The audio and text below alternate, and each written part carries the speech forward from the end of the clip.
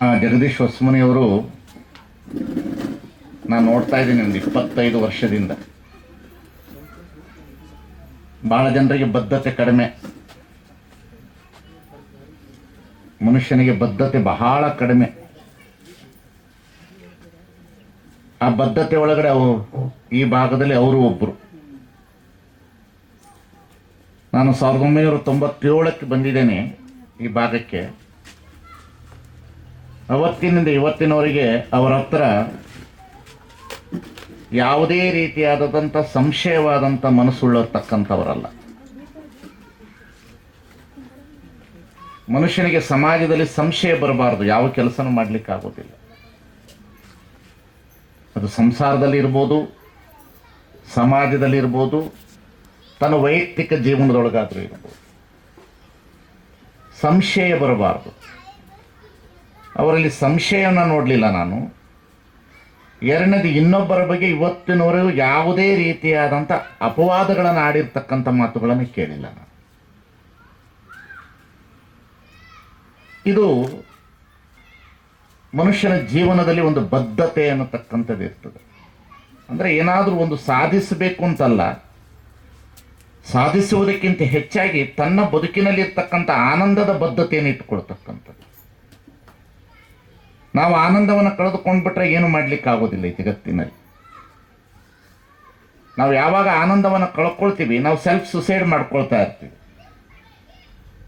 ಅದು ಎಂತಹ ವ್ಯಕ್ತಿಗಳಾಗಲಿ, ಯಾರೇ ಆಗಲಿ, ಮನುಷ್ಯನ ಬದುಕಿನಲ್ಲಿ ತಾನು ತಿಳಿದುಕೊಂಡಿರ್ತಕ್ಕಂಥ ಜ್ಞಾನ, ತಾನು ನಡೆಯುತ್ತಿರ್ತಕ್ಕಂಥ ನಡೆ, ಅವನು ಬದುಕಿರ್ತಕ್ಕಂಥ ಬದುಕಿನ ಬದ್ಧತೆಯಲ್ಲಿ ಇದ್ದವನಿಗೆ ಯಾವಾಗಲೂ ಆನಂದ ಇರ್ತದೆ. ಅದರೊಳಗಡೆ ಏನಾದರೂ ಸಂಶಯ ಹುಡ್ತು ಅಂತ ಹೇಳಿದ್ರೆ, ಅಥವಾ ಯಾವುದಾದ್ರೂ ರೀತಿಯ ಆಸೆ ಆಮಿಷಗಳಿಗೆ ಒಳಗಾದರೆ, ಅಥವಾ ಪ್ರಶಸ್ತಿ ಪುರಸ್ಕಾರಗಳಿಗೆ ಬೇಕಾಗಿದ್ದಾಗೆ ಅಂತೇಳಿ ಕೆಲಸ ಮಾಡ್ತಾ ಇದ್ರೆ, ಆ ಮನುಷ್ಯ ಗೊತ್ತಿಲ್ಲದಂತೆ ಸೆಲ್ಫ್ ಸುಸೈಡ್ ಆಗ್ತಾರೆ. ಹಾಗಾಗಿ ಜಗದೀಶ್ ಹೊಸಮನಿಯವರು ಆ ರೀತಿಯ ವ್ಯಕ್ತಿ ಅಲ್ಲ. ಅವರು ಮಾಡ್ಕೋತ ಹೋಗೋದಷ್ಟೇ. ಅದು 10 ಜನ ಇರಲಿ, 50 ಜನ ಇರಲಿ, 20 ಜನ ಇರಲಿ, ಅದು 40 ಜನ ಇರಲಿ, ಅದು ಸುಮ್ಮನೆ ಜಂಡ ಹಿಡ್ಕೊಂಡು ಹೋಗೋದು. ಯಾಕೆಂತ ಹೇಳಿದ್ರೆ, ಒಂದು ಬುದ್ಧನಿಂದ 2000 ಜನ, 2000 ಜನ ಆದಮೇಲೆ ಬುದ್ಧ ಅಲ್ಲ. ಒಬ್ಬ ಬಸವಣ್ಣ ಬಂದ ನಂತರ 770 ಜನ, 770 ಜನ ಆದಮೇಲೆ ಬಸವಣ್ಣ ಅಲ್ಲ. ಒಬ್ಬ ವ್ಯಕ್ತಿ ಹೊರಟಾಗ ಒಬ್ಬರೇ ಇರ್ತಾರೆ, ಯಾವಾಗಲೂ 1000 ಜನ ಇರೋದಿಲ್ಲ ಅಲ್ಲಿ. ಬಸವಣ್ಣ ಹೊರಟಾಗ ಬಸವಣ್ಣನ ವಿಚಾರಧಾರೆಯಲ್ಲಿ ಬಸವಣ್ಣವರು ಒಬ್ಬರೇ, ನಂತರ ಎಲ್ಲರೂ. ಹಾಗೆ ಒಬ್ಬ ವ್ಯಕ್ತಿ ಹುಟ್ಟಿದ ಮೇಲೆ ಏನಾದರೂ ಒಂದು ಸಾಧಿಸಬೇಕು ಅಂತ ಹೇಳ್ತಾರೆ. ಬಹಳ ಜನ ನಾವು ಬೆಳೆದಿದ್ದೇವೆ, ನಾವು ಬಹಳ ದೊಡ್ಡವರಾಗಿದ್ದೇವೆ, ನಾವು ಡಾಕ್ಟರೇಟ್ ಆಗಿದ್ದೇವೆ, ನಾವು PhD ಆಗಿದ್ದೇವೆ, ಅದೆಲ್ಲವೂ ಟೆಕ್ಸ್ಟ್ ಬುಕ್ಸಿನ ವಿಚಾರಧಾರೆಗಳು, ಅಥವಾ ಒಬ್ಬರ ಸಾಹಿತ್ಯದ ಅನುಕರಣೆಯ ಮಾತುಗಳ ಬೆಳವಣಿಗೆಯಿಂದ ಬಂದಿರತಕ್ಕಂಥ ಜ್ಞಾನದ ಪ್ರತಿಪಾದನೆಗಳು. ಅದನ್ನು ಮೀರಿ ಬದುಕಲಿಕ್ಕೆ ಸಾಧ್ಯತೆ ಇದೆ ಅಂತ ನೋಡೋದಾದ್ರೆ ಜನಪದ ಕವಿಗಳ ಹತ್ರ ಹೋಗಬೇಕಾಗ್ತದೆ. ಅದನ್ನು ಮೀರಿ ಹೋಗಬೇಕು ಅಂತಂದಾಗ ನಿಮಗೆ ಒಳಗಡೆ ಕಾಲಿಟ್ಟು ಕೂಡಲೇ ಸಾಲು ಮರದ ತಿಮ್ಮಕ್ಕನ ಹೆಸರು ಗೊತ್ತಾದಾಗ ಎಲ್ಲರಿಗೂ ಅನಿಸುತ್ತೆ. ಮೊನ್ನೆ ನಾನು ಆ ತಾಯಿ ಲಿಂಗೈಕ್ಯರಾದಾಗ ನಾನು ಕುತ್ಕೊಂಡು TV ನೋಡ್ತಾ ಇದ್ದೆ. ಏನಿದು ಬದುಕಂದ್ರೆ ಏನು? ಡಾಕ್ಟ್ರೇಟ್ ಮಾಡಿಲ್ಲ, PhD ಮಾಡಿಲ್ಲ, ಶಾಲೆಗೆ ಹೋಗಿಲ್ಲ, ಕಾಲೇಜ್ ಕಲ್ತಿಲ್ಲ, ಯಾವ ಜಗದ್ಗುರು ಪೀಠನೂ ಇಲ್ಲ, ನಂಬರ್ ಅಂತೂ ಮೊದಲೇ ಇಲ್ಲ, 1008 1009 ನಂಬರೇ ಇಲ್ಲ. ಆಯ್ತಾ, ಯಾರು ಮನೆ ಇಲ್ಲ, ಮಕ್ಕಳಿಲ್ಲ, ಆದರೆ ಸರ್ಕಾರ ರಾಷ್ಟ್ರೀಯ ಗೌರವ ಕೊಟ್ಟು ಸತ್ಕಾರ ಮಾಡ್ತದಂತಂದ್ರೆ ಏನಿರ್ಬೋದು ಜೀವನದಲ್ಲಿ, ಬದುಕಿನಲ್ಲಿ ಏನಿರ್ಬೋದು? ಸುಮ್ಮನೆ ಅವಲೋಕಿಸ್ಬೇಕು. ಸಾಹಿತ್ಯ ಅಂತಂದ್ರೆ ಅವಲೋಕಿಸೋದಷ್ಟೇ. ಅದನ್ನು ಪ್ರತಿಯೊಂದನ್ನು ಸಹ ಅಟ್ ಪ್ರೆಸೆಂಟಾಗಿ ನೋಡೋದು. ವಿಶ್ಲೇಷಣೆ ಬೇರೆ, ಅದಕ್ಕೆ ವಿಡಂಬನೆ ಬೇರೆ, ಅದು ಅನೇಕ ರೀತಿಯ ನಾನಾ ರೀತಿಯ ಅರ್ಥೈಸುವ ಟೀಕೆಗಳು ಬೇರೆ ಬರ್ಬೋದು. ಆದರೆ ಸಾಹಿತ್ಯ ಅಂದರೆ ತನ್ನನ್ನು ತಾನು ಒಳಗಡೆ ಪ್ರವೇಶ ಮಾಡಿಕೊಂಡು ತನ್ನ ಬದುಕೆ ಒಂದು ಸಾಹಿತ್ಯ ಆಗ್ತದೆ. ಸಾಹಿತ್ಯ ಅಂದರೆ ಹಾಗಾಗೋದಿಲ್ಲ. ಅದು ಸಾಹಿತ್ಯ ಅನ್ನೋದು ತನ್ನ ಬದುಕೋದು, ತನ್ನ ನಡೆ. ಸಾಹಿತ್ಯ ಅನ್ನೋದು ತನ್ನ ನುಡಿ, ತನ್ನ ನೋಟ, ತನ್ನ ಕೇಳುವಿಕೆ ಶಬ್ದ, ಅದು ತಾನು ರುಚಿಸುವ ರುಚಿ. ಅದು ಸಾಹಿತ್ಯ ಅಂದರೆ ಕೇವಲ ಅಕ್ಷರ ಅಲ್ಲ ಅದು. ಯಾಕಂದರೆ ಭಕ್ಷಣರು ಹೇಳ್ತಾರೆ ಅಕ್ಷರವಿಡಿದು ವಿದ್ಯೆ ಕಾಮ್ಯಂತೆ. ಅಕ್ಷರ ಬೇರೆ, ವಿದ್ಯೆ ಅಂತ. ಅಕ್ಷರದೊಳಗಡೆ ವಿದ್ಯೆ ಇದೆಯಲ್ಲ, ಅಕ್ಷರವಿಡಿದು ವಿದ್ಯೆ. ವಿದ್ಯೆ ಅನ್ನೋದು ಸಾಹಿತ್ಯ. ಆ ಸಾಹಿತ್ಯವನ್ನು ಉಡ್ಕೊಂಡು ಹೋಗೋದಿದೆಯಲ್ಲ, ಅದು ಬಹಳ ಅತಿ ಅದ್ಭುತವಾದ ಕೆಲಸ ರೀ. ಅದು ದಾರಿಯಲ್ಲಿ ಹೋಗುವಾಗ ಕಾಣ್ತಾ ಇರ್ತದೆ. ಈಗ ಸುಮ್ಮನೆ ನಾನು ಬರುವಾಗ ಇದನ್ನೆಲ್ಲ ನೋಡಿದೆ. ನಾನು ನೋಡಿದ ಕೂಡಲೇ ಇಲ್ಲೇ ಕುತ್ಕೊಂಡು ಒಂದು ಕವನ ಬರೆಯೋಣ ಅಂತ ಯೋಚನೆ ಮಾಡಿದೆ. ನಾನು ಸುಮ್ಮನೆ 4 ಸಾಲು ಒಳದಿದೆ, ಆಮೇಲೆ ಹೋಗಿ ಬರೀತೀನಿ. ನಾನು ಮಠದ ಮುಂದೆ ನಿಂತ್ಕೊಂಡು ನೋಡ್ತೇನೆ. ನಾನು ಹಾಕಿದ ಮರ ನನ್ನ ಮುಂದೆ ಬೆಳೆಯಿತು, ನಾನು ಏಕೆ ಬೆಳೆಯಲಿಲ್ಲ?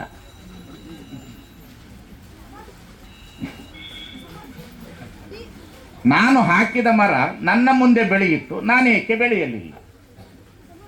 ನಾನು ಹಾಕಿದ ತೆಂಗಿನ ಗಿಡ ನನಗೆ ಎಳನೀರು ಕೊಡುತ್ತು, ನನಗೆ ನೀರು ಕೊಡಲು ಆಗಲಿಲ್ಲ. ಕಾರಣ ಏನು? ಅದರ ಗುಣಧರ್ಮ ಅದಕ್ಕಿರ್ಬೋದು, ಅದರ ಗುಣಧರ್ಮ ಅದಕ್ಕಿರ್ಬೋದು.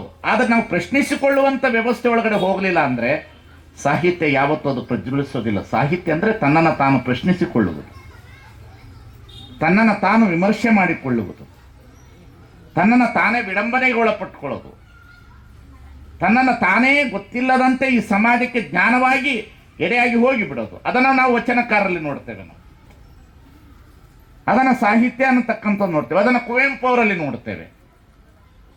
ಬಹಳ ಜನ ಸಾಹಿತಿಗಳಿದ್ದಾರೆ. ಮಡಿವಂತಿಕೆ ಸಾಹಿತ್ಯ ಇದೆ, ಸಂಪ್ರದಾಯದ ಸಾಹಿತ್ಯ ಇದೆ, ಬಂಡಾಯದ ಸಾಹಿತ್ಯ ಇದೆ, ಜನಪದದ ಸಾಹಿತ್ಯ ಇದೆ, ಆಧುನಿಕತೆಯ ಸಾಹಿತ್ಯ ಇದೆ, ನವ್ಯದ ಸಾಹಿತ್ಯ ಇದೆ, ನವೋದಯದ ಸಾಹಿತ್ಯ ಇದೆ.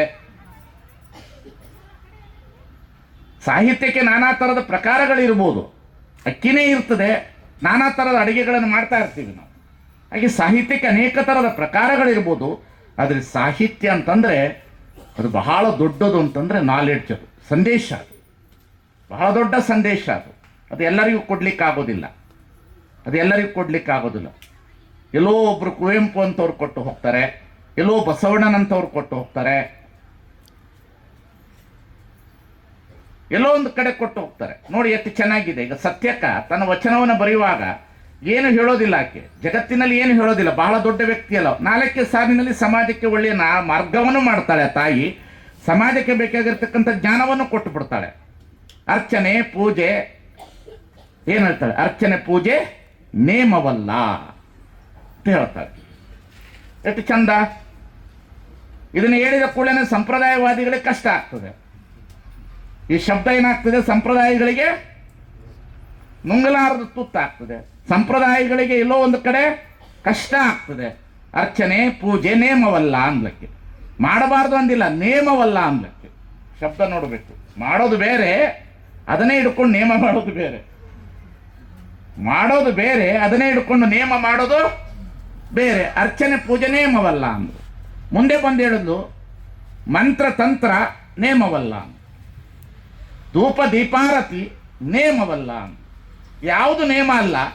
ಬದುಕಿಗೆ ಏನು ಬೇಕು ಅಂತ ಕೇಳಿದ್ರೆ ಪರದನ, ಪರಸ್ತ್ರೀ, ಪರದೈವಂಗಳಿಗೆ ಎರಗದಿಪ್ಪದೆ ನೇಮ ಕಾಣಿರಣ್ಣ ನಮ್ಮ ಜಂಬುಜಕ್ಕೇಶ್ವರನಲ್ಲಿ. ಹೆಂಗೆ ಉಳಿತಾರ ನೋಡಿ. ಉಳಿಯೋದಂತಾರಲ್ರಿ, 1000 ವರ್ಷ ಆಯಿತು ಇದು ಉಳಿತದೆ ಅಂತಂದ್ರೆ ಏನಿರ್ಬೋದು? ಇದು ತಾಕತ್ತೇನದ್ರದು? ಅದರೊಳಗಡೆ ವಿಶ್ಲೇಷಣೆ ಏನು? ಅದು ಸಾಹಿತ್ಯ ಅನ್ನತಕ್ಕಂಥದ್ದು ಇದೆಯಲ್ರಿ, ಅದು ತನ್ನ ಬದುಕಿನೊಳಗಡೆ ಅದನ್ನು ನಾವು ನೋಡೋದಾದ್ರೆ ವಚನಕಾರರಲ್ಲೇ ನೋಡೋದು. ಅದನ್ನು ಸಾಹಿತ್ಯವನ್ನು ಕುವೆಂಪು ಅವರು ಬರೀತಿರ್ತಕ್ಕಂಥ ಪಂಪ ಬರೆದಿರ್ಬೋದು, ಕಾವ್ಯ ಬರೆದಿರ್ಬೋದು. ಅವರೆಲ್ಲ ಹೊಸ ಕನ್ನಡದ ಹಳೆಗನ್ನಡದ ವ್ಯವಸ್ಥೆ ಒಳಗಡೆ ಅನೇಕ ರೀತಿಯ ವ್ಯವಸ್ಥೆಗಳನ್ನು ಬರ್ಕೊಂಡು ಬರ್ಬೋದು. ಆದರೆ ಜನಸಾಮಾನ್ಯರ ಹೃದಯಕ್ಕೆ ಬಂದು ನೀನು ನಾನು ಹೇಗೆ ಬದುಕಬೇಕನ್ನತಕ್ಕಂಥದ್ದಿದೆಯಲ್ಲ, ನಿನ್ನ ಬದುಕೆ ನನ್ನ ಬದುಕು, ನನ್ನ ಬದುಕೆ ನಿನ್ನ ಬದುಕು, ನಮ್ಮಿಬ್ಬರ ಬದುಕಿಗೆ ಒಂದು ಉತ್ತರ ಇದೆ ಅನ್ನತಕ್ಕಂಥದ್ದಿದೆಯಲ್ಲ, ಅದು ಕೊಡುವಂಥ ಶಕ್ತಿ ಬರಬೇಕು ಸಾಹಿತ್ಯದಲ್ಲಿ. ಸಾಹಿತ್ಯ ಅಂದರೆ ಅದು ಉತ್ತರ, ಅದು ಉತ್ತರ. ಆ ಉತ್ತರವನ್ನು ಕೊಟ್ಕೋತಾ ಹೋಗ್ತಾರೆ. ಇಡೀ ವಚನಕಾರರ ಚಳುವಳಿ ಒಳಗಡೆ ಅದು ಉತ್ತರವೇ. ಪ್ರಶ್ನೆಯೊಂದಕ್ಕೂ ಉತ್ತರ. ಅದು ಸಮಾಧಾನದ ಮಾತಲ್ಲ, ಸ್ಪಷ್ಟೀಕರಣವಾದಂಥ ಬೆಳಕದು. ಈಗ ಹಾಗೆ ಇರ್ಬೋದು. ಈಗ ಪಂಪನ ಸಾಹಿತ್ಯ ಇರ್ಬೋದು, ಷಡಕ್ಷರಿಯ ಸಾಹಿತ್ಯ ಇರ್ಬೋದು, ರಾಘವಾಂಕನ ಸಾಹಿತ್ಯ ಇರ್ಬೋದು, ಮಗ್ಗೆ ಮಾಯಿದೇವರ ಶಿವಾನುಭವದ ಸೂತ್ರ ಇರ್ಬೋದು, ಮಗ್ಗೆ ಮಾಯಿದೇವರ ಶಿವಾನುಭವ ಸೂತ್ರ ಇರ್ಬೋದು. ಮುಂದೆ ದಾಸರ ಗೀತೆಗಳಲ್ಲಿ ಬರುವಾಗ ದಾಸರು, ಕನಕದಾಸರು ಬರೆದಿರ್ತಕ್ಕಂಥ ದಾಸ ಪರಂಪರೆಯ ವ್ಯವಸ್ಥೆಯ ಸಾಹಿತ್ಯವನ್ನು ನೋಡ್ಕೊಂಡು ಬರ್ತೇವೆ. ಭಕ್ತಿ ಪ್ರಧಾನವಾಗಿ ಸಮಾಜವನ್ನು ತಿದ್ದುವ ವಿಡಂಬನೆಯ ಮಾತುಗಳನ್ನು ನೋಡ್ತಾ ಹೋಗ್ತೇವೆ. ಭಕ್ತಿ ಪ್ರಧಾನವಾಗಿ ಭಕ್ತಿ ಅಂದ್ರೆ ಏನು ಅನ್ನತಕ್ಕಂಥದಿಗೆ ವ್ಯಾಖ್ಯಾನ ಮಾಡ್ತಾರೆ, ಶಕ್ತಿ ಅಂದ್ರೆ ಏನು ಅಂತ ವ್ಯಾಖ್ಯಾನ ಮಾಡ್ತಾರೆ. ಈ ಭಕ್ತಿ ಶಕ್ತಿಯನ್ನು ಒಳಗೊಂಡಿದ್ದಕ್ಕಾಗಿ ಹೆಚ್ಚು ನಾನೇನು ಮಾತನಾಡೋದಿಲ್ಲ. ಜಗಜಂಪಿಯವರು ಇದ್ದಾರೆ, ಎಲ್ಲರೂ ಇದ್ದೀರಿ. ಪ್ರತಿಯೊಬ್ಬರೂ ಸಹ ನಿಮ್ಮನ್ನು ನೀವು ಅವಲೋಕಿಸಿಕೊಳ್ಳಿ. ನಿಮಗೆ ತಿಳಿದಿದ್ದನ್ನು ಬರೀಲಿಕ್ಕೆ ಹೋಗ್ರಿ, ನಿಮ್ಮ ಬದುಕಿಗೆ ಉತ್ತರ ಸಿಗ್ತದೆ. ನಿಮಗೆ ತಿಳಿದಿದ್ದನ್ನು ಬರೀರಿ ನೀವು. ಅದಕ್ಕೇನು ಬಹಳ ದೊಡ್ಡದಲ್ಲ ಸಾಹಿತ್ಯ ಅಂತಂದ್ರೆ, ಅದಕ್ಕೇನು ಗಣ ಇವನ್ನೆಲ್ಲ ತೆಗೆದ್ರು ಶರಣರು. ತಾಳ ಸರಸ ಓಜ ಬಜಾವಣವನರಿಯೇ, ದೇವಗಣ ಅಮೃತಗಣವನರಿಯೇ, ಕೂಡಲ ಸಂಗಮ ದೇವ ನಿನಗೆ ಕೇಳಿಲ್ಲದಂತೆ ಆನು ಒಲಿದಂತೆ ಹಾಡು. ಎಂತಹ ದೊಡ್ಡ ಸಾಹಿತ್ಯ ನೋಡ್ರಿ. ಈ ಅಭಿವ್ಯಕ್ತಿ ಸ್ವಾತಂತ್ರ್ಯ ಇವತ್ತು ಹೋಗ್ತಾ ಇದೆ. ಇವತ್ತಿನ ದಿನಮಾನ ಕಾಲದಲ್ಲಿ ಅಭಿವ್ಯಕ್ತಿ ಸ್ವಾತಂತ್ರ್ಯತೆಯನ್ನು ಕಳ್ಕೊಳ್ತಾ ಇದ್ದೀವಿ ನಾವೆಲ್ಲರೂ. ಅಭಿವ್ಯಕ್ತಿ ಸ್ವಾತಂತ್ರ್ಯತೆಯನ್ನು ಕಳ್ಕೊಳ್ತಾ ಇದ್ದೀವಿ. ವೈಚಾರಿಕತೆಯ ಮಾತನಾಡುವವರೆಲ್ಲರೂ ಸಹ ಈ ಸಮಾಜದ ಬಹಳ ದೊಡ್ಡ ದ್ರೋಹಿಗಳನ್ನು ಅಂತ ರೀತಿಯಲ್ಲಿ ಮಡಿವಂತಿಕೆ ಸಂಪ್ರದಾಯದ ಸಾಹಿತಿಗಳ ಹಟ್ಟಾಸ ಮೆರಿತಾ ಇದೆ. ಒಂದು ಕಡೆ ಅದನ್ನು ಮೆರೀತಿದೆ. ಇದು 21ನೇ ಶತಮಾನದಲ್ಲ, 12ನೇ ಶತಮಾನದಲ್ಲೂ ಇತ್ತು, ಕನಕದಾಸರ ಕಾಲದಲ್ಲೂ ಇತ್ತು, ನಮ್ಮ ಕಾಲದಲ್ಲೂ ಇದೆ. ಆದರೆ ನಮ್ಮ ಕಾಲದಲ್ಲಿ ಇರೋರು ಏನಾಗಿದ್ದಾರೆ ಅಂತಂದ್ರೆ ಬದ್ಧತೆ ಇಲ್ಲದವರಾಗ್ಬಿಟ್ಟಿದ್ದಾರೆ. ಅದು ಬಹಳ ತೊಂದರೆ ಆಗಿದೆ. ಭಯದ ವಾತಾವರಣ, ಮನುಷ್ಯನಿಗೆ ಬದುಕಬೇಕನ್ನತಕ್ಕಂಥ ಭಯದ ವಾತಾವರಣಕ್ಕೆ ತಿಳಿಸುವ ವಿಷಯವನ್ನು ಮುಚ್ಚಿಡ್ಲಿಕ್ಕೆ ಪ್ರಯತ್ನ ಪಡ್ತಾ ಇದ್ದಾನೆ. ಬದುಕಬೇಕೆನ್ನುವ ಆಸೆ ಬಹಳ ದಿವಸ ಇದ್ದವನಿಗೆ ಸ್ಪಷ್ಟತೆಯ ಉತ್ತರಗಳು ಕೊಡೋದಿಲ್ಲ. ಅವನು ಯಾರು ಕೊಡ್ಲಿಕ್ಕೆ ಸಾಧ್ಯ ಇಲ್ಲ. ಅವನಿಗೆ ಭಯದ ವಾತಾವರಣ ಇರ್ತದೆ. ಯಾಕಂತಂದ್ರೆ ಬದುಕಬೇಕಲ್ಲಪ್ಪ, ನಾನು ಬದುಕಬೇಕು. ಆದರೆ ಬಸವಣ್ಣನಿಗೆ ಬದುಕಬೇಕು ಅಂತ ಇರಲಿಲ್ಲ, ಸಮಾಜ ಬದುಕಬೇಕು ಅಂತಿತ್ತು. ಅದು ಸಾಹಿತ್ಯ. ಬಸವಣ್ಣನಿಗೆ ಸಮಾಜ ಬದುಕಬೇಕು ಅಂತ ಆಸೆ ಇತ್ತು. ಸಮಾಜ ಅಜ್ಞಾನದಿಂದ ಬರಬೇಕು ಅನ್ನತಕ್ಕಂಥ ಆಸೆ ಇತ್ತು. ಸಮಾಜ ಒಳ್ಳೆಯ ದಾರಿಗೆ ಬರಬೇಕು ಅನ್ನತಕ್ಕಂತಹ ಆ ಬದುಕಿತ್ತಲ್ಲ, ಅದಕ್ಕೆ ಬದುಕು ಅಂತ ಹೇಳ್ತಾರೆ. ಈ ಜಗತ್ತಿನಲ್ಲಿ ಅನೇಕ ಜನ ಬದುಕ್ತಾರೆ, ಅದೇನು ದೊಡ್ಡ ವಿಶೇಷ ಅಲ್ಲ. ಅನೇಕ ಜನ ಬರೀತಾರೆ.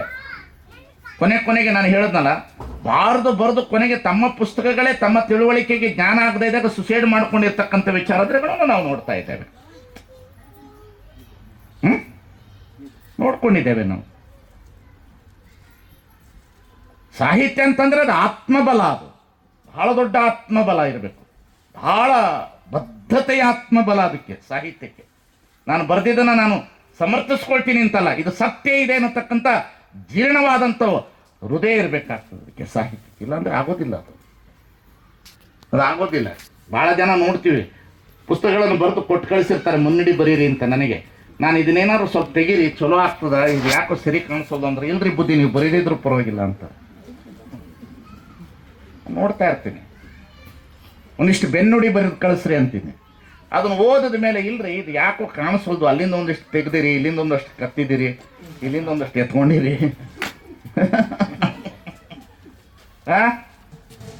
ಇಲ್ಲಿಂದಷ್ಟು ಏನೋ ಬಂದದ, ಇದನ್ನೆಲ್ಲ ತೆಗೆದು ನಿಮ್ಮದೇನಾದ್ರು ಸ್ವಂತಿಕೆ ಇದ್ರೆ ಹೇಳ್ರಿ ಅಂದ್ರೆ, ಬ್ಯಾಡ್ರಿ ಬುದ್ಧಿ ಬೇರೆಯವ್ರ ಕೈ ಬರೆಸ್ತೀವಿ ಅಂದ್ರೆ. ನಾನು ಏನು ಹೇಳ್ತೀನಿ ಅಂದ್ರೆ, ತಪ್ಪು ಅಂತ ಅನ್ನೋದಿಲ್ಲ, ನಾನು ತಪ್ಪು ಅಂತ ಹೇಳೋದಿಲ್ಲ. ಕೆಲವು ಪ್ರಾರಂಭದಲ್ಲಿ ಅಂಥವು ಆಗ್ತಾ ಇರ್ತದೆ, ಕೊನೆಗೆ ನಮಗೆ ಸ್ವಾನುಭಾವ ಸುರ ಆಗ್ತದೆ. ಆ ಸ್ವಾನುಭಾವ ಸುರ ಆದಾಗ ಸ್ಪಷ್ಟತೆಗೆ ಬರ್ತಾ ಇರ್ತದೆ. ಅದಕ್ಕಾಗಿ ಈ ಇವತ್ತಿನ ದಿನಮಾನ ಕಾಲದಲ್ಲಿ ಸಾಹಿತ್ಯ ಕ್ಷೇತ್ರನೇ ಬಹಳ ಕಡಿಮೆ, ಬರೆಯೋರು ಕಡಿಮೆ, ಬಹಳ ಅನುಕರಣೀಯ ಭಾಷಣಗಳೇ ಹೆಚ್ಚಾಗಿದೆ, ಸ್ವಾನುಭಾವದ ಪ್ರವಚನಗಳು ಕಡಿಮೆ, ಅನುಭಾವದ ಪ್ರವಚನ ಕಡಿಮೆ, ಅನುಭವದ ಮಾತುಗಳು ಯಾರ್ದಾರು ವೇದಿಕೆಯಲ್ಲಿ ಕುಳಿತು ಮಾತನಾಡುವಾಗ ತಿಳಿದು ಬಿಡ್ತದೆ ಇವ್ರದ್ದು ಯಾರ್ದು. ನೀವೆಲ್ಲರೂ ಯೂಟ್ಯೂಬ್ನಲ್ಲಿ ನೋಡ್ತಾ ಇರ್ತೀರಿ. ನಾನು ಮಾತನಾಡುವಾಗ ಏನೇನಾರು ವಿಚಾರಗಳನ್ನು ಹೇಳ್ತಾ ಇದ್ರೆ, ಇದು ಮೊನ್ನೆ ಯಾರೋ ಮಾತಾಡಿದ್ರು ನೋಡ್ರಿ ಸ್ವಾಮಿ, ಅದನ್ನು ನೋಡ್ಯಾನ, ಅದಕ್ಕಾಗಿ ಹೇಳ ಮನ ಆಗದೇ ಇದ್ರೆ ಕೇಳ್ರಿ ನೀವು. ಮೊದಲಂಗ ಇರಲಿಲ್ಲ ಅದು. ಈಗ ನಮ್ದೆಲ್ಲ ಜ್ಞಾನವನ್ನ ವ್ಯಾಲ್ಯುವೇಷನ್ ಮಾಡ್ತದೆ ಮೊಬೈಲ್. ಆರ್ಟಿಫಿಷಿಯಲ್ ಮೊಬೈಲ್ ಏನು ಮಾಡ್ತದೆ? ವ್ಯಾಲ್ಯುವೇಷನ್ ಮಾಡ್ತದೆ. ಇವತ್ತು ಯಾರು ಏನು ಮಾತಾಡ್ತಾ ಇದ್ದಾರೆ, ಯಾರು ಏನು ಹೇಳ್ತಾ ಇದ್ದಾರೆ, ಎಲ್ಲಿಂದ ತಂದರ ಕೊಟೇಶನ್ಸ್ಗಳು ಗೊತ್ತಾಗ್ಬಿಡುತ್ತೆ ನಮಗೆ, ಇದೆಲ್ಲಿಂದ ಅಷ್ಟಿಷ್ಟಂದು ಹೇಳಕತ್ತಾರೆ, ಇವ್ರದ್ದೇನು ಸ್ವಾನುಭವ ಇಲ್ಲ ಅನ್ನೋದು ಗೊತ್ತಾಗ್ಬಿಡುತ್ತೆ ಜಗತ್ತಿನಲ್ಲಿ. ಅದು ತಪ್ಪು ಅಂತ ಹೇಳೋದಿಲ್ಲ ನಾನು, ಅದು ಓದಿ ಬರ್ಕೊಂಡು ಬಂದಿರೋದು ತಪ್ಪು ಅನ್ನೋದಿಲ್ಲ. ಆದರೆ ಒಂದು ಮಾತ್ರ, ಇವತ್ತಿನ ದಿನಮಾನ ಕಾಲದಲ್ಲಿ ವೈಚಾರಿಕತೆಯ ಸಾಹಿತ್ಯ ಕುಸಿತಿರುವಂಥ ದಿನಮಾನ ಕಾಲದಲ್ಲಿ ವೈಚಾರಿಕತೆಯ ಮಾತುಗಳನ್ನು ಆಡುವಂತಹ ಸ್ವಾಮಿಗಳಿಗೆ, ಸಾಹಿತಿಗಳಿಗೆ ಎಲ್ಲೋ ಒಂದು ಕಡೆ ಬಿಗಿಯ ವಾತಾವರಣದ ಇರುವಂಥ ಸಂದರ್ಭದಲ್ಲಿ 30 ವರ್ಷ ಆದರೂ ಆ ಸಂಶಯ ಇಲ್ಲದ ನಿಜಗುಣಾನಂದ ಸ್ವಾಮೀಜಿ ನಮ್ಮ ಪರವಾಗಿ ಇರ್ತಾರೆ, ಸಮಾಜದ ಪರವಾಗಿ ಇರ್ತಾರೆ ಅನ್ನತಕ್ಕಂಥ ಒಂದು ಹೃದಯ ಇದೆಯಲ್ಲ, ಅದೇ ಜಗದೀಶ್ ಹೊಸಮನಿ ಅನ್ನತಕ್ಕಂಥ ಮಾತನ್ನು ಹೇಳ್ತೀನಿ. ಮನುಷ್ಯ ಇವತ್ತೆಲ್ಲರೂ ಏನಾಗಿದ್ದಾರೆ ಅಂತಂದರೆ, ನಮ್ಮ ಬದುಕು ಪೂಜಾರಿಗಳ ಕೈಗೆ ಹೋಗಿ ಸಿಕ್ಕಾಕೊಂಡಿದೆ, ಪಂಚಾಂಗದವರ ಕೈಯಲ್ಲಿ ಸಿಕ್ಕಾಕೊಂಡಿದೆ, 12% 18% ಕೊಡುವಂಥ ಸಾಲಗಾರರ ಕೈಯಲ್ಲಿ ಹೋಗಿ ಸಿಕ್ಕಾಕೊಂಡ್ಬಿಟ್ಟಿದೆ.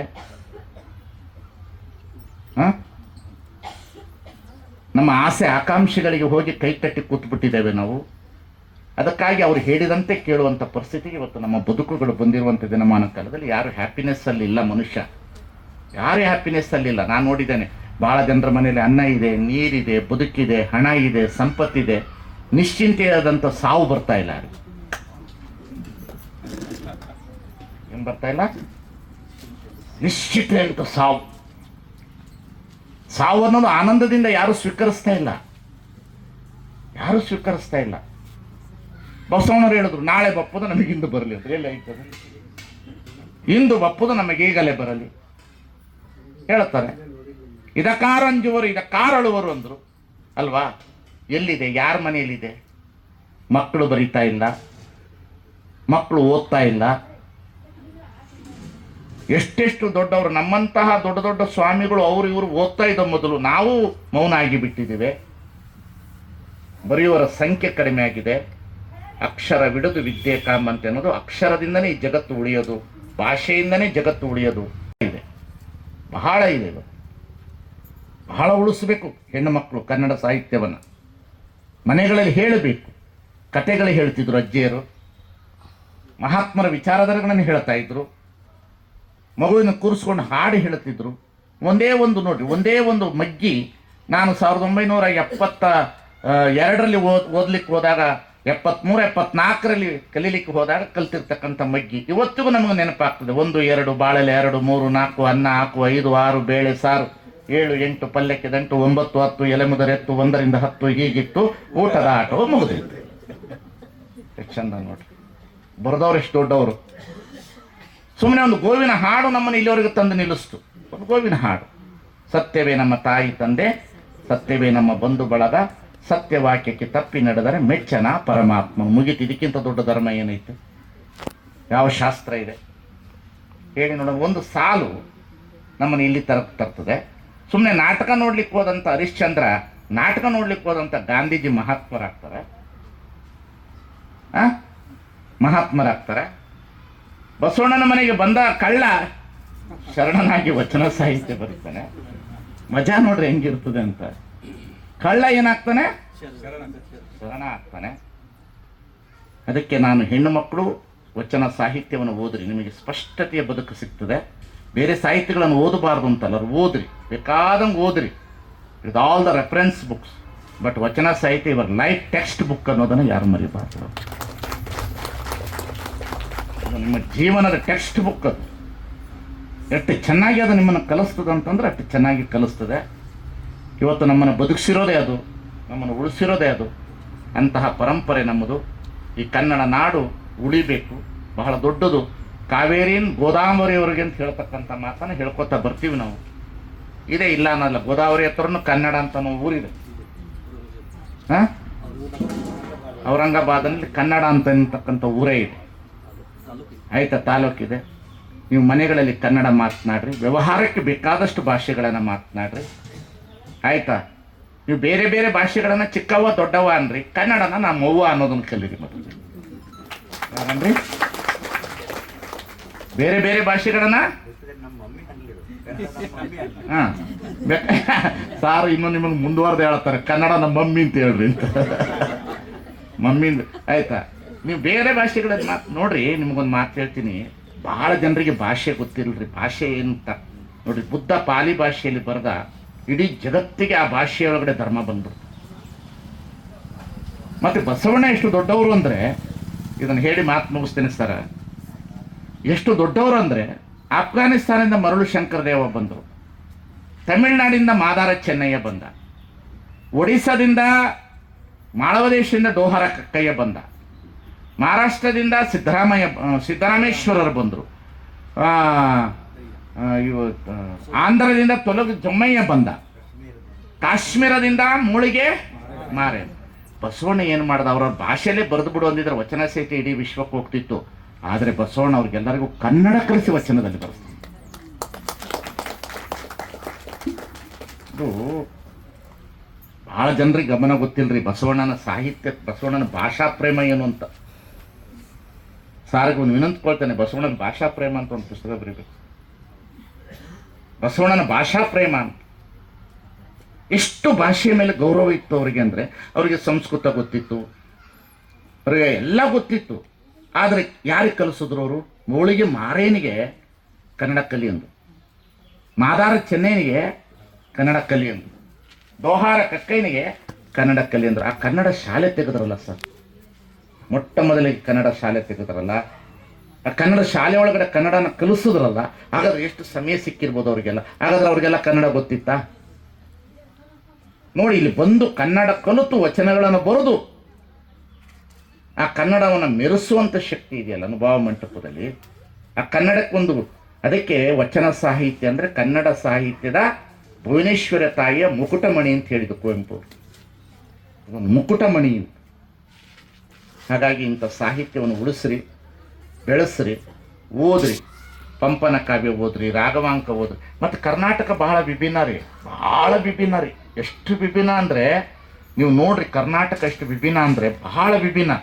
ನೀವು ಮಡಿಕೇರಿಗೆ ಹೋಗ್ರಿ, ಕೊಡವ ಭಾಷೆ. ಮಂಗಳೂರಿಗೆ ಬಂದ್ರಿ, ತುಳು ಭಾಷೆ. ಕಾರವಾರಕ್ಕೆ ಬಂದ್ರಿ, ಕೊಂಕಣಿ ಭಾಷೆ. ಈ ಕಡೆ ಭಾಗದಲ್ಲಿ ಎಲ್ಲ ಕಡೆ ಬನ್ನಿ, ಮಿಕ್ಸ್ ಮಿಕ್ಸ್ ಮಿಕ್ಸ್ ಮಿಕ್ಸ್. ಆ ಕಡೆ ಬಂದರೆ ಸ್ವಲ್ಪ ಉರ್ದು ಮಿಕ್ಸ್ ಬರ್ತದೆ, ಈ ಕಡೆ ಬಂದರೆ ಮರಾಠಿ ಮಿಕ್ಸ್ ಬರ್ತದೆ, ಒಂದಿಷ್ಟು ಮಧ್ಯ ಕರ್ನಾಟಕದಲ್ಲಿ ಕನ್ನಡ. ಈ ಕರ್ನಾಟಕಕ್ಕೆ ಶಂಕರಾಚಾರ್ಯರು ಬಂದರು, ಮಧ್ವಾಚಾರ್ಯರು ಇಲ್ಲೇ ಹುಟ್ಟರು, ಮಧ್ವಾಚಾರ್ಯರು ಇಲ್ಲೇ ಹುಟ್ಟಿದ್ರು. ತಮಿಳುನಾಡಿನಿಂದ ಕಳಿಸಿದ ನಂತರ ರಾಮಾನುಜಾಚಾರ್ಯರು ಆಶ್ರಯವನ್ನು ಕರ್ನಾಟಕ ಕೊಡ್ತು. ಇವರು 3 ಜನನೂ ಇಲ್ಲೇ ಉಳಿದ್ರು. ಈ 3 ಜನ ಇಲ್ಲಿ ಉಳಿಯೋದರ ಜೊತೆಗೆ ಬಹಳ ಮುಖ್ಯವಾಗಿ ದಾಸರು ಉಳಿದ್ರು. ಇದರ ಮಧ್ಯದೊಳಗಡೆ ವಚನ ಸಾಹಿತ್ಯವೂ ಹುಡ್ತು. ಇಡೀ ಕರ್ನಾಟಕವನ್ನು ಏಕಕಾಲದಲ್ಲಿ 770 ಜನರು ಸಾಹಿತ್ಯಗಳನ್ನು ಕೊಟ್ಟು. ಎಂಥದ್ರಿ, ಎಂಥದ್ದು 770 ಜನ ಏಕಕಾಲದಲ್ಲಿ. ಅಕ್ಬರ್ನ ದೀನಿಲಾಶಿಯಲ್ಲಿದ್ದವರು ಕಡಿಮೆ, ಜನಕರಾಜನ ಒಡ್ಡೋಲಗದಲ್ಲಿದ್ದವರು ಕಡಿಮೆ. ಅವರೆಲ್ಲ ಪಂಡಿತರು, ಇವರೆಲ್ಲ ಅನುಭಾವಿಗಳು. ಈ ಅನುಭವದ ಸಾಹಿತ್ಯ ತಂದ್ರಲ್ಲ, ಅದಕ್ಕಾಗಿ ಸಾರಲ್ಲಿ ವಿನಂತಿಸ್ಕೊಳ್ತೇನೆ, ಬಸವಣ್ಣನವರ ಭಾಷಾ ಪ್ರೇಮ ಅಂತ ಒಂದು ಪುಸ್ತಕ ಬಂದಿಲ್ಲ ಇಲ್ಲೂ. ಬಹಳ ದೊಡ್ಡ ಭಾಷೆ ಪ್ರೇಮಿ ಇದೆ. ಎಲ್ಲ ಶಬ್ದಗಳನ್ನು ಜೋಡಿಸಿತು ನೋಡ್ಬೇಕ್ರಿ ಅವರು. ಶಬ್ದಗಳ ಜೋಡಣೆ, ಆ ಶಬ್ದಗಳ ಜೋಡಣೆನೇ ಅಷ್ಟು ಚಂದ. ಅದು ಪದ್ಯನೂ ಅಲ್ಲ, ಗದ್ಯನೂ ಅಲ್ಲ, ನವ್ಯ ಅಲ್ಲ, ನವೋದಯ ಅಲ್ಲ, ಬಂಡಾಯ ಅಲ್ಲ, ವೈಚಾರಿಕತೆ ಅಲ್ಲ, ಜೀವನದ ದರ್ಶನ ಇದೆಯಲ್ಲ ಅದರೊಳಗಡೆ. ಆ ಜೀವನದ ದರ್ಶನವನ್ನು ಕೊಟ್ಟಿರ್ತಕ್ಕಂಥ ಸಾಹಿತ್ಯ ಇವತ್ತು ಬೆಳಿಬೇಕು. ಅದನ್ನು ನೀವೆಲ್ಲರೂ ಓದಬೇಕು, ಬೆಳೆಸ್ಕೋಬೇಕು.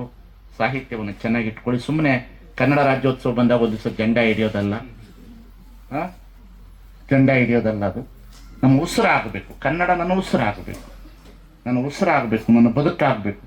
ನೋಡ್ರಿ, ಬಸವಣ್ಣ ಊಟ ಮಾಡುವಾಗ ಕನ್ನಡದಲ್ಲೇ ಊಟ ಮಾಡ್ರಿ, ಮಂತ್ರ ಹೇಳೋಕೆ ಬದಲು ಕನ್ನಡದಲ್ಲಿ ವಚನ ಹೇಳಿ ಊಟ ಮಾಡ್ರಿ. ಮೌನದಲ್ಲಿ ಉಂಬುದು ಆಚಾರವಲ್ಲ, ಲಿಂಗಾರ್ಪಿತ ಮಾಡಿದ ಬಳಿಕ ತುತ್ತಿಗೊಮ್ಮೆ ಶಿವ ಶರಣೆನತ್ತಿರಬೇಕು. ನೋಡಿ, ಕನ್ನಡದಲ್ಲಿ ಹೇಳಿ ಊಟ ಮಾಡ್ರಿ. ದೇವ್ರನ್ನ ಬೇಡಬೇಕಾ? ನಿನಗೆ ಬರಲಿಲ್ವಾ? ಕನ್ನಡದಲ್ಲೇ ನೀನು ಮಾತಾಡ್ತಿದ್ದಲ್ಲ, ಇದನ್ನ ನೀ ಕೇಳು. ಹಾಡಿದೊಡೆಯನ್ನೊಡೆಯನ ಹಾಡುವೆ, ಬೇಡಿದೊಡೆಯನ್ನೊಡೆಯನ ಬೇಡುವೆ, ಒಡೆಯಂಗ್ ಒಡಲವ ತೋರಿಯನ್ನ ಬಡತನವ ಭಿನ್ನಯಿಸುವೆ. ಕನ್ನಡದಲ್ಲೇ ಪ್ರಾರ್ಥನೆ ಮಾಡು. ನಿನಗೇನಾದ್ರು ತೊಂದರೆ ಆಯ್ತಾ? ಎನ್ನ ವಾಮಕ್ಷೇಮ ನಿಮ್ಮದಯ್ಯ, ಎನ್ನ ಹಾನಿರುದ್ಧಿ. ಎಂತಾದ್ರಿ ಕನ್ನಡ? ಆ ವಚನ ಸಾಹಿತ್ಯದೊಳಗಡೆ ಮನುಷ್ಯ ಭಾಷೆಯ ಧರ್ಮವನ್ನು ಕಟ್ಟೋದಿದೆಯಲ್ಲ, ಜನಸಾಮಾನ್ಯರ ಭಾಷ್ಯವನ್ನು ಕಟ್ಟುವ ಧರ್ಮ ಇದೆಯಲ್ಲ, ಇದು ಉಳಿಯುವ ಕಾಲ ಬಹಳ ಜೋರಾಗಿ ಬರಬೇಕು. ಅದು ಉಳಿಲಿಲ್ಲ ಅಂತಂದರೆ ಮುಂದೆ ನಮಗೆ ಬಹಳ ದೊಡ್ಡ ದೊಡ್ಡ ಆಪತ್ತು. ಕರ್ನಾಟಕ ಅಂತಂದ್ರೆ ವಚನ ಸಾಹಿತ್ಯ, ಅದು ಹೋಯ್ತು ಹೊರಟೋಗ್ಬಿಡ್ತದೆ. ಬಾಕಿ ಎಲ್ಲ ಸಾಹಿತ್ಯಗಳು ಕೈ, ಕಣ್ಣು, ಕಿವಿ. ವಚನ ಸಾಹಿತ್ಯ ಅಂದ್ರೆ ಹೃದಯ, ಕರ್ನಾಟಕ. ಆ ಹೃದಯನ ಕೀಳಲಿಕ್ಕೆ ಪ್ರಯತ್ನ ಪಡ್ತಾ ಇದ್ದಾರೆ ಸಂಪ್ರದಾಯವಾದಿಗಳು. ಆ ಹೃದಯದ ಕಡೆಗೆ ಲಗ್ಗೆ ಇಟ್ಟಿದ್ದಾರೆ ಸಂಪ್ರದಾಯವಾದಿಗಳು. ಆ ಹೃದಯದ ಕಡೆಗೆ ಏನೋ ಒಂದು ಕಡೆ ಗೊತ್ತಿಲ್ಲದಂತೆ ವಿಷ ಹಾಕುವ ಪ್ರವೃತ್ತಿ ಇವತ್ತು ಹೆಚ್ಚಾಗ್ತಾ ಇದೆ. ಅಂತ ಭಾಷಣಕಾರರು ಮಾತನಾಡುವಂಥ ಸ್ವಾಮಿಗಳ ಮೇಲೆ ಪ್ರತಿದಿನ ಗದಪ್ರಹಾರವೂ ನಡೀತದೆ. ನನ್ನ ಮೇಲೆ ನಡೆದಷ್ಟು ಯಾರ ಮೇಲೂ ನಡೆದಿಲ್ಲ. ಆದರೆ ನಾನು ಅದಕ್ಕೆ ಎದುರೋದಿಲ್ಲ. ಯಾಕೆ? ನಾನು ಬದುಕನ್ನು ಅನುಭವಿಸ್ತೇನೆ, ಸಾವನ್ನ ಪ್ರೀತಿಸ್ತೇನೆ. ಈ ಜಗತ್ತಿನಲ್ಲಿ ನಾನು ಬದುಕನ್ನು ಅನುಭವಿಸ್ತೇನೆ, ಸಾವನ್ನ ಪ್ರೀತಿಸ್ತೇನೆ. ನಾನು ಅದು ಯಾವತ್ತಿದ್ರೂ ಬರೋದೆ. ಯಾವ ರೂಪದಲ್ಲೂ ಬಂದರೂ ಸರಿ ಅಂತ ಕುವೆಂಪು ಹೇಳಿದೆ. ಯಾವ ರೂಪದಲ್ಲಿ ಬರಲಿ, ಸ್ವಾಮಿ ಕೆಟ್ಟನಂತೂ ವಿಚಾರ ಮಾಡಬೇಡ್ರಿ. ನಾನು ಬದುಕಿರೋದೇ ವಚನ ಸಾಹಿತ್ಯದ ಪ್ರಚಾರಕ್ಕೆ, ಸತ್ಯಕ್ಕಾಗಿ ಅನ್ನತಕ್ಕಂಥ ಮಾತನ್ನು ಹೇಳಕ್ಕೆ ನಾನು ಇಷ್ಟಪಡ್ತೇನೆ. ಹಾಗಾಗಿ ಇಂಥ ವೇದಿಕೆಗಳಲ್ಲಿ ಮಾತನಾಡಲಿಕ್ಕೆ ಅವಕಾಶ ಕೊಟ್ಟಂಥ ಜಗದೀಶ್ ಹೊಸ್ಮನಿ ಅವರಿಗೆ, ಹೃದಯಪೂರ್ವಕವಾಗಿ ಉದ್ಘಾಟನೆ ಮಾಡಿರ್ತಕ್ಕಂಥ ಜನಪದ ವಿದ್ವಾಂಸರಾಗಿರ್ತಕ್ಕಂಥ ಜಗಜಂಪಿ ಅವರಿಗೆ, ತಾಯಿಯವರಿಗೆ, ತಮ್ಮೆಲ್ಲರಿಗೆ ಮತ್ತೊಮ್ಮೆ ವಂದಿಸಿ ಚೆನ್ನಾಗಿ ಕುಂತು ಕೇಳ್ರಿ. ಇದು ಎಂಟರ್ಟೈನ್ಮೆಂಟ್ ಅಲ್ಲ, ಕನ್ನಡ ಸಾಹಿತ್ಯದ ಎನ್ಲೈಟೈನ್ಮೆಂಟ್ ಅನ್ನತಕ್ಕಂಥದ್ದನ್ನು ವಿಚಾರ ಮಾಡಿಕೊಂಡು, ಯಾಕೆಂತಂದ್ರೆ ಬೇಸರ ಆಗಿಬಿಡ್ತದ್ರಿ, ಮಾತುಗಳು ಆಗಬಾರ್ದು, ಕುತ್ಕೊಂಡು ಕೇಳಬೇಕು.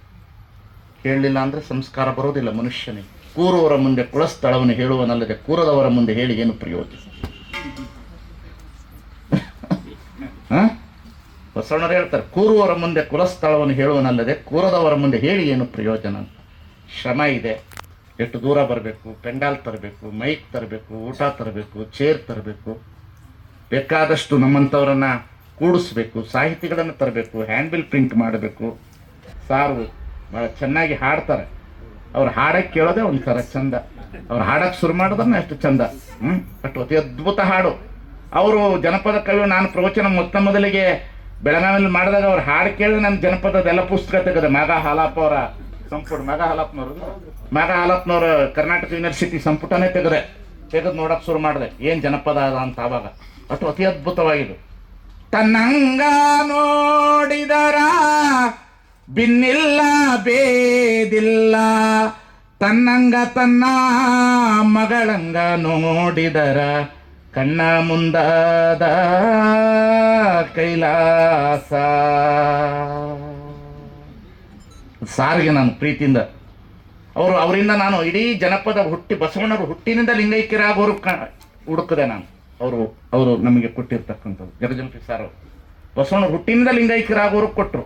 ಬಸವಣ್ಣ ಎದಕ್ಕೆ ಹುಟ್ಟಿ ಬಂದ ಅಂತಂದ್ರೆ ಇಡೀ ಜನಪದ ಕವಿಗಳು ಹೇಳ್ತಾ ಹೋಗ್ತಾರೆ, ಹುಟ್ಟಿ ಬಂದನು ಬಸವಣ್ಣ ಕಟ್ಟುವುದಕ್ಕೆ ಕಲ್ಯಾಣ, ಬಿಟ್ಟು ಬಾಗೇವಾಡಿ ನಾಗಾಯಿ ಒಡಗೂಡಿ, ಬಿಟ್ಟು ಬಾಗೇವಾಡಿ ನಾಗಾಯಿ ಒಡಗೂಡಿ, ಮೆಟ್ಟು ಮಾಡಿದನು ಸಂಗಮಕ್ಕೆ.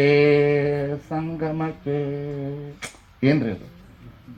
ಏನು ಅತಿ ಅದ್ಭುತವಾದ ಸಾಹಿತ್ಯ, ಜನಪದ ಸಾಹಿತ್ಯ. ಬಸವಣ್ಣ ಹುಟ್ಟಿನಿಂದ ಲಿಂಗೈಕ್ಯ.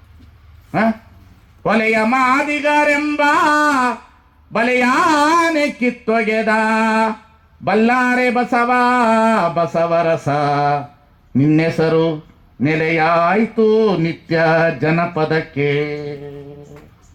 ಅದು ಹೇಳೋದೇ ಅಷ್ಟು ಅತಿ ಅದ್ಭುತವಾದುದು.